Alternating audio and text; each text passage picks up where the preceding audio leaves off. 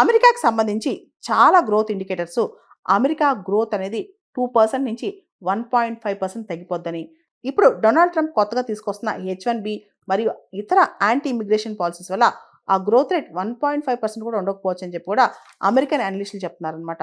ఓవరాల్గా తాత్కాలికంగా Donald Trump H1B visa processing fee కింద కొంత డబ్బులు కలెక్ట్ చేయగలిగిన లాంగ్ టర్మ్లో అమెరికాలో టాలెంట్ పూల్ రాదని, అమెరికాలో ప్రొడక్టివిటీ పడిపోద్ది, దాంతోపాటు సర్వీస్ సెక్టర్లో గ్రోత్ పడిపోద్ది కాబట్టి అమెరికా ఇబ్బందులకు వెళ్తుందని చెప్పి చెప్తున్నారనమాట.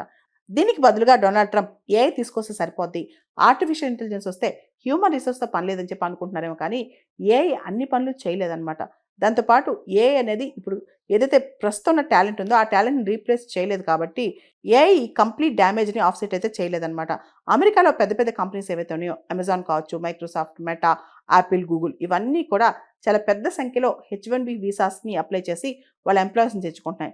ఇప్పుడు ఈ కంపెనీస్ టాప్ టాలెంట్ కావాలంటేనే ఇంత డబ్బులు కడతాయి, లేకపోతే ఎందుకు కడతాయి?